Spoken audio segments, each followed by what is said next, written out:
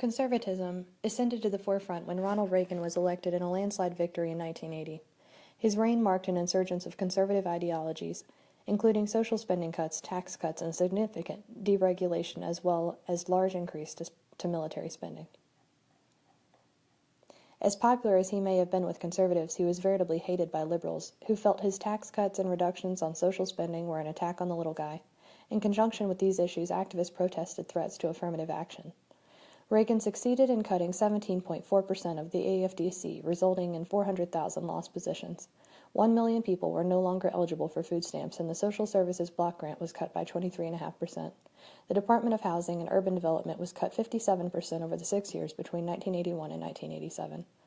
Reagan's policies and tax reformation fueled the Conservative Party to re-elect him a second term in another landslide victory against Walter Mondale. Though Reagan was victorious in campaign, his second term resulted in more pushback. His desire to increase military spending again to fuel the Strategic Defense Initiative was shut down after analysis of its $1 trillion cost over the decade.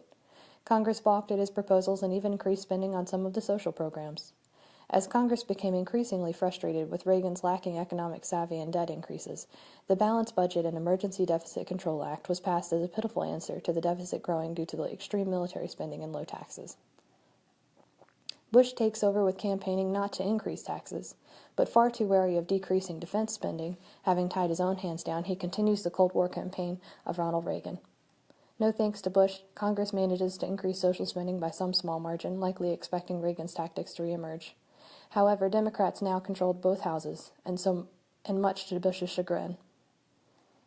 Bush made quite the mistake insisting in his campaign, "Read my lips, no new taxes," but with the high deficits left by Reagan, Bush had no choice in the face of new war but to raise taxes.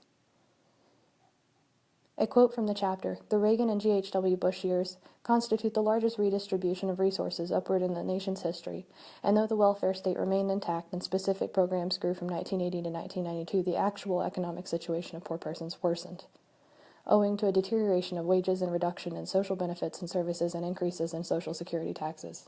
In addition to making the poor poorer and the rich richer, the Bush administration served to oppress all minority populations."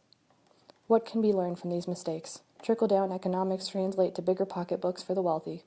Increased military spending means reduced domestic spending. Advocates must advocate, and if necessary, take their influence from a local level to a federal level. We as individuals must act to be sure our community and those less fortunate are cared for.